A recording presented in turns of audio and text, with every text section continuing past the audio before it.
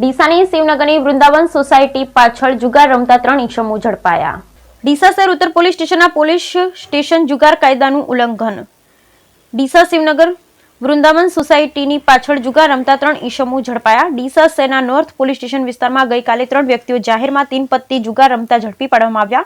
ગુનો કાયદાની કલમ 12 મુજબ નોંધવામાં આવ્યો। આ કાર્યવાહી ડીસા શિવનગર વૃંદાવન સોસાયટીની પાછળ યોજાઈ, જ્યાં પોલીસે બાતમી મળી હતી કે શૈલેષભાઈ જયંતિભાઈ રાવળના ઘરની નજીક કેટલીક વ્યક્તિઓ જાહેરમાં જુગાર રમતા હતા અને આધાર પર પોલીસે તેના જુગારમાં આવેલા 3 ઇસમોને પકડ્યા હતા। પ્રથમ ઇસમનું નામ મિલનભાઈ અરવિંદભાઈ રાવળ ગામ પાટણ, બીજા ઇસમનું નામ મહેશભાઈ જોઈતાભાઈ રાવળ ગામ ડીસા, ત્રીજા ઇસમનું નામ રાહુલ કુમાર ગણેશભાઈ માજીરાણા ગામ ડીસાને જરૂરી તપાસ બાદ તેમની પાસેથી કુલ ₹3300 રોકડ અને જુગારના પત્તા મળી આવ્યા હતા। વધુમાં એક સફેદ કલરનો રૂમાલ પણ મળી આવ્યો। પોલીસે તમામ સામે જુગાર ધારા કલમ 12 હેઠળ કાયદેસરની કાર્યવાહી શરૂ કરી। જ્યાં સુધી શૈલેષભાઈ જયંતિભાઈ રાવળના ઘરના સંદર્ભમાં તપાસ કરવામાં આવી ત્યાં વીજ કનેક્શન ન હોવાને કારણે મકાન દબાણના પુરાવામાં પણ મળી આવ્યા છે।